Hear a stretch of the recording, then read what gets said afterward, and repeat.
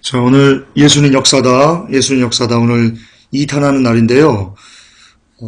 여러분 실은 그 1탄과 2탄이 바뀌었습니다. 먼저 그 1탄이 먼저 나와야 되는데 2탄이 먼저 우리가 좀 나왔네요. 그래서 1탄은 뭐냐면 우리가 왜 예수 그리스도를 믿어야 되는지, 그리고 혹시 그래야 되는데 그 이유가 좀 나오고요. 그 다음에 누구를 통해서 우리가 예수 그리스도의 실존을 알 수 있냐면 사도 바울의 삶을 통해서 예수 그리스도가 진짜 계시다라는 것에 대한 알 수 있다라는 것이 예수는 역사다 원인데요. 저희가 이게 좀 이렇게 좀 그 착오가 있어서 건너뛴 것 같습니다. 그래서 오늘은 예수는 역사다 1탄을 틀 건데요. 아마 제가 좀 얘기를 하다 보면 1탄을 안 틀고 그냥 마무리할 수도 있을 것 같습니다. 뭐냐면 지금 정세를 제가 좀 말씀을 드리고, 그리고 나서 시간이 좀 남으면 제가 따로 이렇게 설명을 조금 하든가 그런 식으로 좀 진행을 좀 하도록 하겠습니다. 먼저 여러분 지금 정세가 많이 이상합니다. 아시죠? 이란 이스라엘 전쟁, 그러니까 중동 전쟁이 대단히 지금 희한하게 진행이 되고 있습니다. 근데 이게 물론 흐지부지하면서 또 끝나고 또 잠잠해지고 그럴 여지도 없지 않습니다. 우리는 내일을 모르니까요. 그러나 이스라엘이 이대로 그냥 지상전에 탱크로 밀고 들어가면 여러분 전면전입니다. 그리고 지금 전 세계가 그리스도 그렇고 우리나라도 그렇고 다른 팔레스타인 국가도 그렇고 영국도 그렇고 많은 나라에서 지금 그리스의 국기를 불태우면서 그리스가 거의 사면초가, 아니 그리스래, 이스라엘이 거의 사면초가 모든 나라들에게 이렇게 둘러싸이는, 심적으로도 그리고 실질적으로도 그런 형국으로 걸어 들어가는 그런 모습입니다.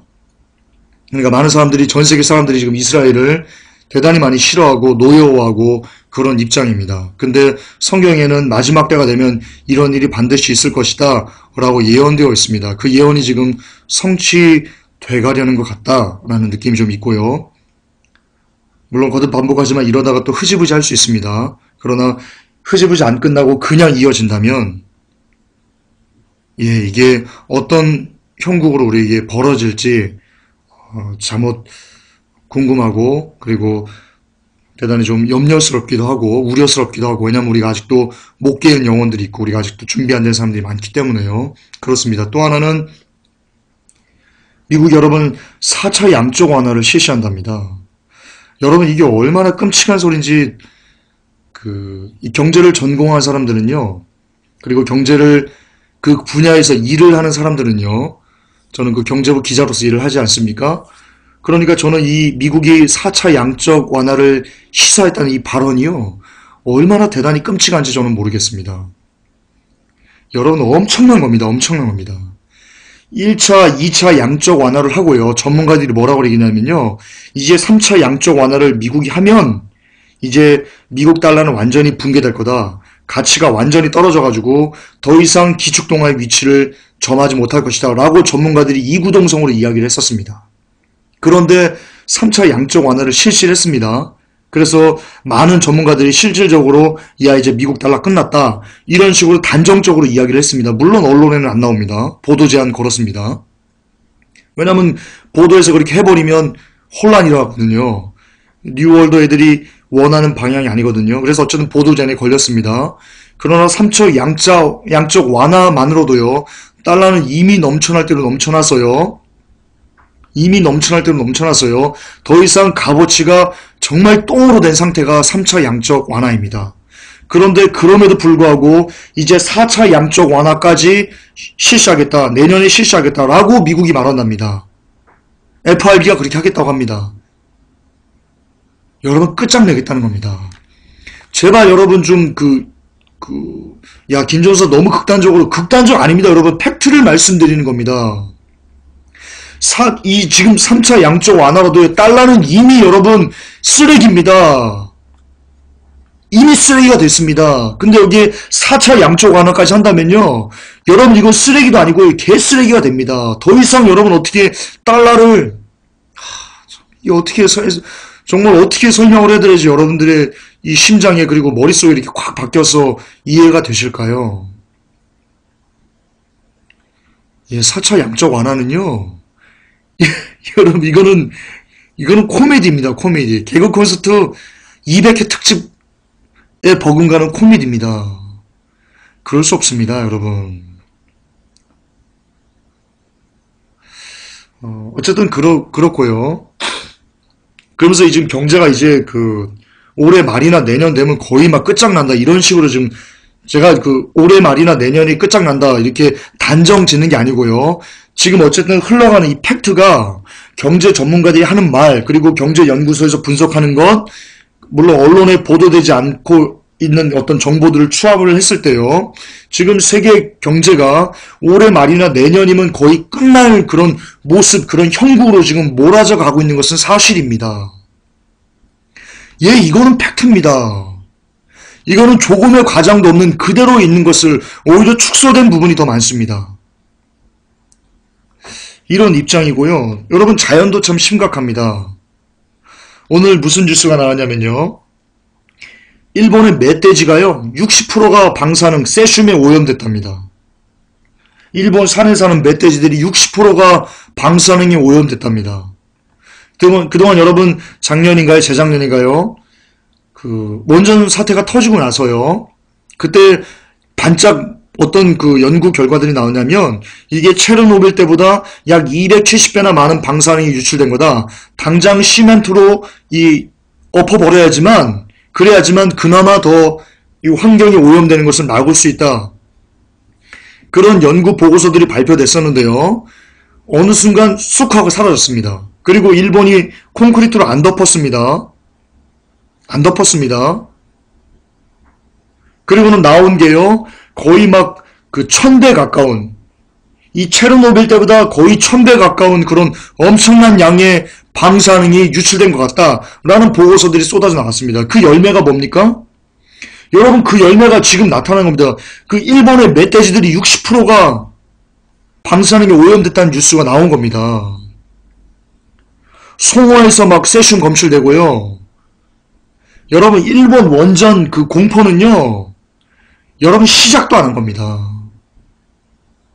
시작도 안 한 겁니다. 이제 그 열매들이 조금씩 드러나는 것 뿐입니다. 여러분 지금도 벌써 콘크리트로 그것을 덮어버렸어야 됩니다. 체르노빌 생기자마자 많은 사람들이 생명의 위협을 무릅쓰고요. 실질적으로 많이 죽었죠. 러시아에서 생명의 무릎을 쓰고 다 콘크리트로 막아버렸습니다.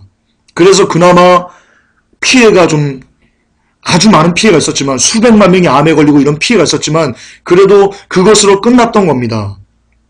콘크리트로 막았기 때문에.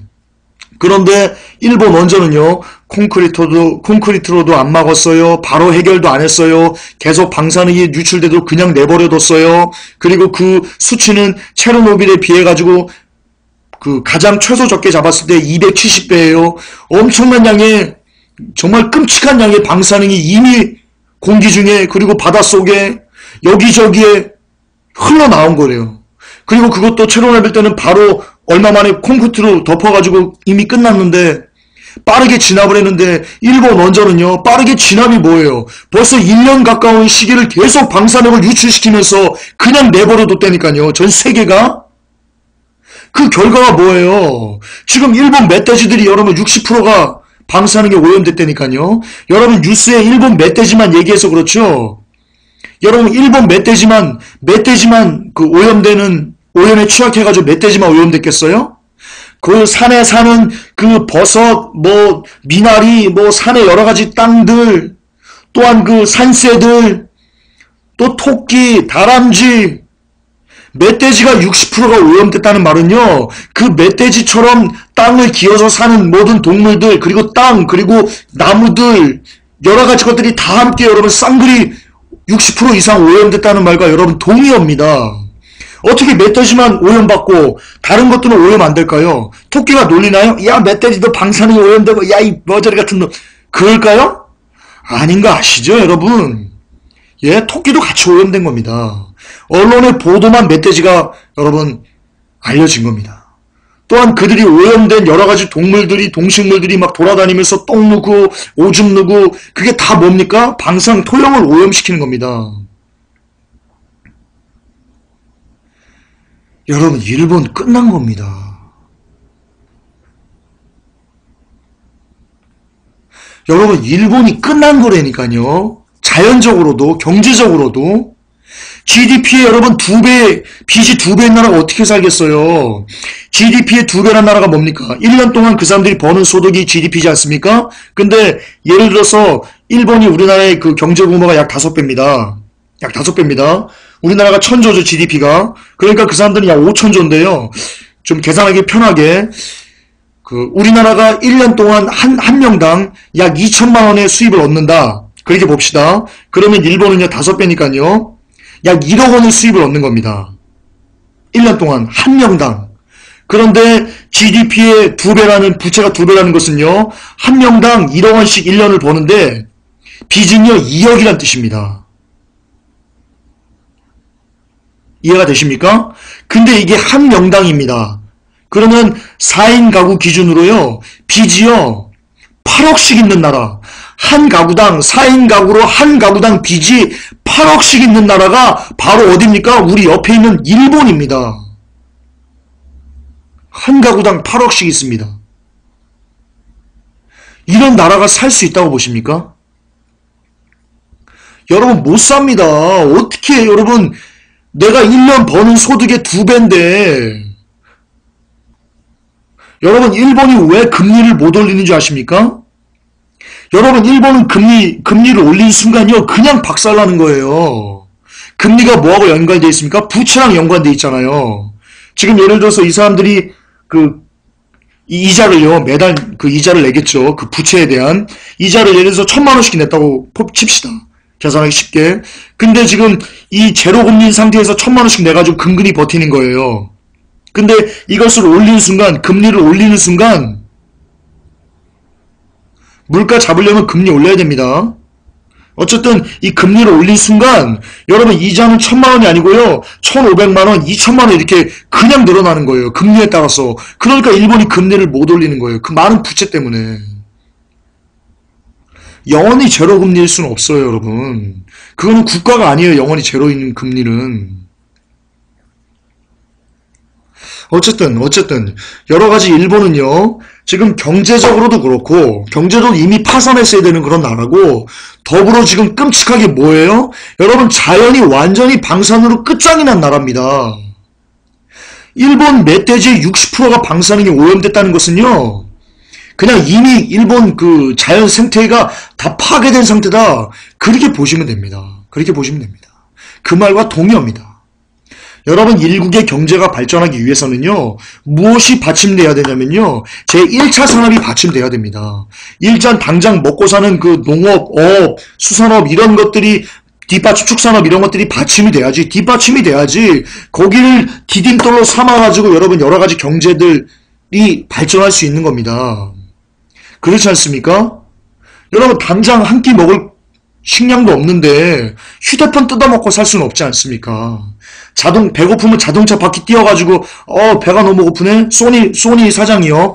배가 고프네? 야 아들아 가서 저기 소니 바퀴 하나 띄워와라. 소니 사장이 아니고 자동차 이름이 또 내 이 치매가 또 생각이 안 나네. 가만히 있어봐. 도요타 사장이요. 배가 너무 고파요. 근데 지금 뭡니까 자연 상태가 다 파괴돼가지고 농업도 안 되고 어업도 안 되고 모든 것이 다 망가져가지고는요 배가 막 쫄쫄 고픈 거예요. 그래가지고 이 도요타 사장이 얘기합니다. 아들한테. 아들아 저기 도요타 핸들 좀 뜯어와라. 그거 못 뜯어먹잖아요. 뜯어와도. 마찬가지예요. 경제가 발전되기 위해서는요 기본이 뭐가 돼 있어야 되냐면요. 여러분 1차 산업, 농업, 어업, 축산업 이런 것이 든든하게 받침이 되어야지만 그것을 디딤돌 삼아가지고 경제가 발전하는 거예요. 근데 일본은 이게 없다니까요. 이게. 방사능으로 전적이 다 오염됐다고 보시면 돼요. 여러분. 체르노빌 터졌을 때 그 방사능 오염된 그 키로수가요. 어마어마했거든요. 근데 아까도 제가 말씀드렸지만 체르노빌 때는요, 일어나자마자 바로 콘크리트 덮었어요. 그래서 조금은 어느 정도 오염이 전파될 수 있도록 이렇게 미리 차단했다고요. 그럼에도 불구하고 굉장히 많은 수백 킬로, 거의 1000킬로 넘는 지역까지 방사능이 유출이 되고 오염을 시켰단 말입니다. 근데 일본은 안 그랬어요. 덥지도 않았고 체르노빌과는 비교도 안 되는 엄청난 양의 방사능이 쏟아져 나왔고요. 그리고 지금도 그것이 현재 진행형이에요. 1년이 지났음에도 불구하고. 그렇다면 일본 전역을 다 방사능이 덮고도요, 여러분 남을 그런 기관과 그리고 양이에요. 즉 일본 자연 생태계는요, 여러분 이미 끝장났다고 보면 됩니다. 자, 그럼 두 가지를 합쳐봅시다. 기존의 일본은요, 자연이 잘 되고, 농업도 잘 되고, 농사도 잘 되고, 축산업도 잘 되고, 어업도 잘 되고, 이런 1차 산업이 탄탄한 가운데 경제의 발전을 이룩해도요, 지금 이 많은 빚을, GDP의 2배가 되는 이 많은 빚을 어떻게 해결해야 될지 그 해결책을 찾기가 힘들 정도의 나라예요. 그런데 하물며 1차 산업이 붕괴된 이 시점에서 방사능으로 모든 것이 다 오염된 이 시점에서 이 많은 빚을 이들이 어떻게 헤쳐나갈 거라는 말입니까? 일본은요, 헤쳐나갈 수가 없어요. 일본은 이미요, 완전히 여러분 뉴스에만 나오지 않았죠. 팩트는 그 안은, 그 속은요, 완전히 골마 터진 나라예요. 헤어나올 수 없는 나라예요. 제가 너무나 김 기자래. 야, 김 전사, 네가 무슨 닥터둠이야? 너 이렇게 비관적이야? 아니에요, 여러분. 비관적이 아니고요. 그냥 있는 팩트를 여러분들에게 말씀드린 거예요. 여러분들이 단지 뉴스에서만 이것을 못 보시는 거죠? 많은 전문가들은 이것을 여러분 예측하고 있어요. 자, 그러니까 여러분 세상이 보세요. 유럽도 여러분 이미 헤어날 수 없어요. 아시죠? 유럽, 그리스 살려놔도요. 더 많은 돈을 들여서 그리스를 살려놔도요. 그리스는 이미 모든 것이 다 마비 상태이기 때문에요. 다시 재기해가지고 돈을 벌어서 그 빚을 갚을 수 없어요. 결국엔 밑 빠진 독이 계속 그 돈을 붓다가 버블만 계속 키워가지고요. 뻥 터져서 세계 경제를 무너뜨리는 거예요. 자, 다시 한번. 지금 현재 세계 정세가 어떻습니까? 이 중동 전쟁을 이것이 어떻게 과연 이 3차 전쟁의 도화선이 될지, 과연 어떻게 될지는 잘 모르겠습니다. 그러나 우리나라의 국제 유가에는 심각하게 작용을 해서 우리나라에게 곧 영향을 줄 거라고 저는 보고 있는데요. 어쨌든 이렇게 심각하고, 그리고 아시겠지만 이것이 오면 한국 가계부채 심각한 거 아시죠? 경제 어려운 거 아시죠? 이런 상태, 일본 이미 끝난 상태, 중국 이미 거의 경착륙 기정사실화 되는 상태, 미국 4차 양적 완화하면 그냥 달러 붕괴되면서 기축통화 지위 그냥 잃어버리고 미국 그냥 곤두박질 치는 이런 상태, 유럽 이미 말도 안 되는 그런 쓰레기 상태, 전 세계가 이미 어디 하나 정말 이렇게 곪지 않은 곳을 찾는 거라고는 너무나 힘든 그런 시대, 바로 지금입니다. 자, 왜 제가 장황스럽게 이 얘기를 하냐? 장황스럽게 왜 이런 얘기를 하냐? 이런 것을 여러분들이 보면서, 그리고 많은 사람들이 이런 것을 바라보면서요, 그럼에도 불구하고 지금이 왜 마지막 때라고, 왜 휴거에 대해서 믿지 못하는가, 왜 믿음이라는 것을 갖지 못하는가, 그 이유를 설명드리기 위해서입니다. 다시 한번 강조하겠습니다. 여러분, 지금 현재 이 상황이요, 정말 어떻게 일촉즉발의 상황입니다. 제가 믿음을 가진 사람이었어도 그렇지만요, 그냥 객관적으로 어떤 그렇게 좋은 신문사는 아니지만 어쨌든 제가 어떤 신문사의 경제 기자로 있으면서 제가 세상을 바라보는 기자적인 눈으로 세상을 바라봤을 때는요, 이 세상 모든 것이 다 썩지 않고 곪지 않은 것이 없을 정도로 완전히 다 썩어버린 이런 상태, 이 상태에서 어떤 정말 대약자 하나만 딱 터지면 모든 것이 한꺼번에 다 연달아서 연쇄 부도되고 막 빡빡빡빡빡 터질 것만 같은 이런 끔찍한 상황에 여러분 많은 사람들이, 전 세계인들이 놓여 있는데, 이럼에도 불구하고 왜 지금이 마지막 때이고, 그리고 왜 아직도 예수 그리스도에 대해서 그들이 믿지 못하고, 정말 이때 이런 모든 것을 이미 성경이 예언했음에도 불구하고 받아들이지 못하는가, 그 이유를 여러분들에게 설명드리고 싶어서입니다. 그래서 제가 이렇게 장황하게 여러분들에게 이 세계 정세를 말씀드린 겁니다. 자, 다시 이런 엄청난 세계, 이런 엄청난 끔찍한 세계가 지금 이제 우리 앞에 도래해 있는데 누구나 많은 전문가들이 이구동성으로 얘기하는 이 시대에 왜 그럼에도 불구하고 예수 그리스도를 믿지 못합니까? 왜 마지막 때인 것을 깨닫지 못합니까? 심지어 크리스찬들마저 마지막 때인 것을 깨닫지 못합니까? 그 이유는 예수 그리스도가 역사적인 실존 인물이었다라는 것을 믿지 못하기 때문입니다. 아멘, 그렇습니다. 무슨 엉뚱한 소리냐고요? 여러분, 엉뚱한 소리 아닙니다. 엉뚱한 소리 아닙니다. 분명히 성경에는요, 그리고 우리 예수님은요, 이 마지막 때 이런 환난과 이런 것들이 있을 것이다 라고 2000년 전에 이미 말씀을 해놓으시고 그것이 기록되어 있습니다. 지금 우리가 보는 이 세상의 어지러움들은요, 이미 성경에 다 낱낱이 속속들이 기록되어 있는 내용들입니다. 그것을 우리가 시대상에 비춰서 여러분들에게 말씀드리는 것 뿐입니다. 그러니까 성경에 있는 내용을 그냥 리바이벌 하는 정도이지요. 여기에 뭐 새로 성경에 없는 내용을 새로 덧붙이거나 이러지 않고 있습니다. 즉 다시 말해서 이런 엄청난 시대를 보면서 마지막 때를 이해하지 못한다는 것은요, 여러분들이 성경을 믿지 않는다는 겁니다. 심지어 크리스천들마저 성경을 믿지 않는다는 것입니다. 자, 그렇다면 왜 성경을 믿지 못하는 겁니까? 성경을 믿지 못하는 것은요, 예수 그리스도를 믿지 않는다는 뜻입니다. 죄송하지만 그런 뜻입니다. 아무리 당신이 목사이건 장로이건 권사이건 집사이건 한 수십 년 동안 신앙생활을 했던 어떤 성도이건 믿음의 세대가 뭐 5대째 계속된 곳에서 신앙생활하는 분이건 관계없이 여러분들이 이 마지막 때에 기록된 이 성경 말씀을 믿지 못하는 것은 그 이유는 여러분들이 아직 예수 그리스도를 믿지 않는다는 뜻입니다. 성경을 믿지 않는다는 뜻입니다. 결과적으로 그렇습니다. 자, 그러면 왜 여러분 성경을 못 믿습니까? 왜 예수님의 말을 못 믿는 겁니까? 예수님께서 분명히 마지막 때 이런 일들이 있을 거다라고 너무나 강력하게 이야기해 놓으시고 너무나 세세하고 세밀하게 기록해 놓으셨는데 그럼에도 불구하고 왜 이 성경을, 왜 이 마지막 때에 대한 예수님의 말씀을 못 믿는 것입니까? 그것은 여러분들이 예수 그리스도가 실존했다는, 예수 그리스도가 실제 역사에 계셨던 분이라는 것을, 우리처럼 함께 호흡하셨고 우리처럼 함께 밥을 드셨고 우리 옆집 아저씨가 살았던 것처럼, 근데 옆집 아저씨가 살았다가 죽었던 것처럼, 우리 할아버지가 살았다가 죽으셨던 것처럼 그렇게 실존적으로 역사적인 인물이었다는 것을 여러분이 못 믿기 때문입니다.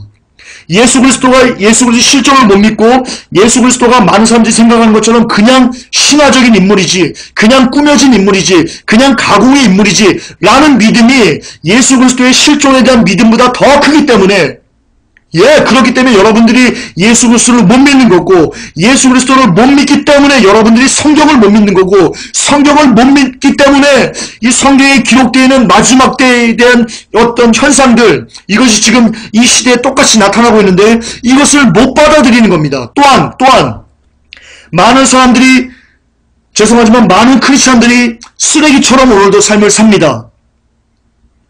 왜 그렇습니까? 그들이 지옥을 안 믿기 때문입니다. 정말로 지옥을 믿는 사람이라면, 정말 100% 정말 가슴에 심장이 막 덜덜 떨리도록 지옥을 믿을 수 있는 사람이라면 오늘 하루를 개차반으로 쓰레기처럼 살 수 없습니다. 그 지옥이 무서워라도 그렇게 못 삽니다.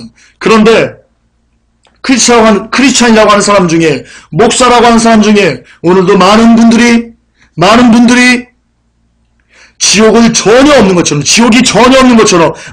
자기 마음대로 삶을 삽니다. 그 이유가 무엇입니까? 벌써 나왔네요. 지옥을 못 믿기 때문입니다. 자, 그러면 왜 지옥을 못 믿습니까, 여러분들이? 왜 이 시대 크리스찬들이 지옥을 못 믿고 지옥이 없는 것처럼, 나는 지옥에 가지 않는 것처럼 삽니까? 그 이유는요, 성경을 못 믿기 때문입니다. 성경에 기록된, 사람들마다 불러서 소금 치듯 한다라고 기록된 그 지옥의 말씀을 그들이 못 믿기 때문입니다. 왜 못 믿습니까? 왜 성경에 기록된 지옥의 말씀을 못 믿습니까? 그들이 예수 그리스도를 안 믿기 때문입니다. 예수 그리스도를 왜 안 믿습니까? 왜 못 믿습니까? 예수 그리스도가 역사적인 실존 인물이었다는 것을 못 믿기 때문에 예수 그리스도가 안 믿어지는 겁니다. 예수 그리스도가 안 믿어지니까 예수님께서 하신 그 말씀이, 지옥의 말씀이, 성경에 시퍼렇게 기록된 그 지옥의 말씀이, 사람마다 불로서 소금 치탐을 받는다는 그 지옥의 말씀이 읽어도 마음속에 안 새겨지는 겁니다. 그러니까 오늘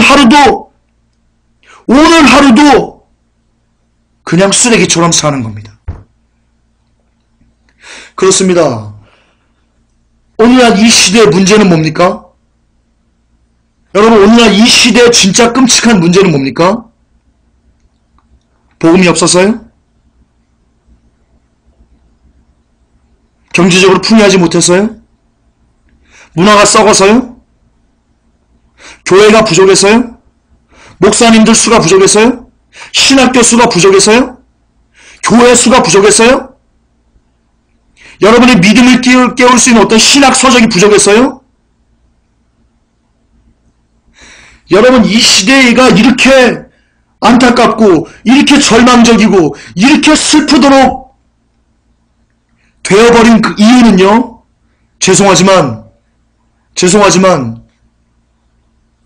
진짜 크리스찬들이, 그리고 이 시대의 70억의 인구들이 예수 그리스도의 실존을, 예수 그리스도의 역사적인 존재를 믿지 않기 때문입니다.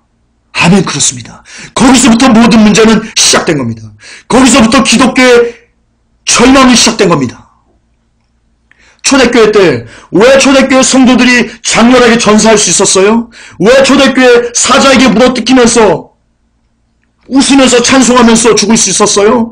왜 폴리갑이 불 속에서 불타면서 찬양할 수 있었어요? 왜 사도 바울이 목베인 당하면서 죽어갈 수 있었어요? 왜 도마가 로마에서 죽창에 찔려 죽어가면서도 하나님 나를 받으세요 라고 할 수 있었어요? 그 이유가 뭐예요? 지금 시대의 성도들과 초대교회 성도들의 차이점이 뭐예요? 교회가 부족했어요? 목사들 수가 부족했어요? 아니에요.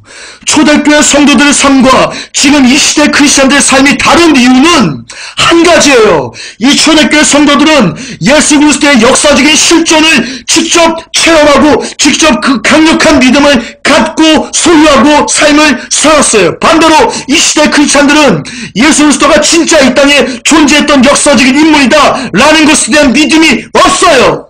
이 차이예요. 다른 차이가 없어요. 다른 차이는 필요하지도 않아요.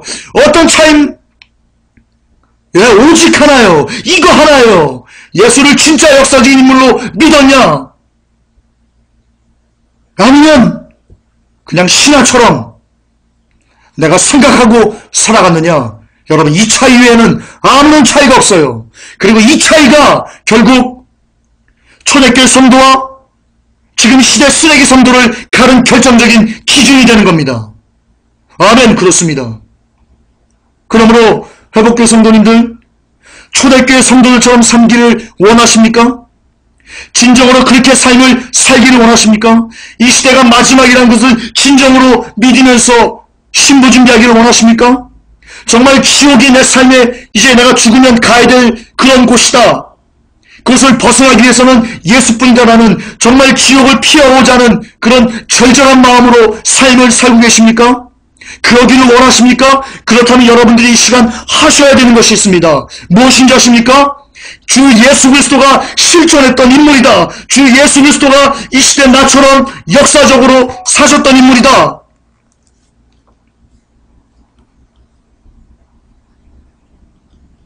라는 믿음, 라는 정말 강력한 확고한 믿음, 그 믿음이 있으면 그 믿음이 여러분들을 이 마지막 때 그리스도께로 더욱더 가까이 이끌 수 있게 될 것입니다. 그 믿음이 있으면 여러분들이 지옥을 피할 수 있도록 이끌 수 있을 것입니다. 그 믿음이 있으면 예수 그리스도를 더 많이 사랑하는데, 더 절절히 예수 그리스도를 사랑할 수 있는 길로 여러분들을 인도할 것입니다. 그런즉 믿음이 여러분을 구원할 것입니다. 아멘. 그렇습니다. 끝으로 오늘 예수는 역사대에 있었던 그 핵심 이야기, 사도 바울의 삶이, 사도 바울의 회심이 예수 그리스도의 실존을 증거합니다. 라는 것만 여러분 잠깐 말씀드리고 말씀을 오늘 마무리하도록 하겠습니다. 여러분 아십니까? 고타마 시타르트, 불교, 그리고 이슬람교, 그리고 알렉산더 대왕, 이런 우리가 아는 역사적인 인물들이라고 생각하는 그 사람들에 대한 역사적인 실존 자료들이요, 세계사에서 약 크게 잡았어도요 5% 내외랍니다. 5% 내외랍니다. 5% 내외의 사람들이 5% 내외에 있는 역사적인 그 자료를 갖고요, 지금 이렇게 실존 인물이다 라고 이야기하는 것, 그리고 사람들이 그것을 근거로요 다 이렇게 믿는다고 합니다. 아, 그 사람들 실존 인물이지. 알렉산더 실존 인물이지. 알렉산더가 이런 일 했지. 그렇지. 불교의 고타마 시타르트가 그렇지. 보리스 나무에서 일으켰지. 이런 식으로 고개를 끄덕이고 믿어버린답니다. 근데 여러분, 이 예수 그리스도에 대한 역사적인 사료는요, 그 많은 위인들, 알렉산더, 고타마 시타르트, 이슬람교, 이런 교황들, 이런 사람들, 그런 사람들이 역사적인 자료와는요 비교가 안 되는 엄청난 수의 많은 역사적인 사료들이 존재한다고 합니다. 퍼센트로 따지면 약 70% 이상이 훨씬 더 많다고 합니다. 그러나 그럼에도 불구하고 예수 그리스도의 역사성에 대해서는요 얼마나 많은 사람들이 이거 신하지 라고 하는지 모릅니다. 아이러니한 겁니다. 아이러니한 겁니다.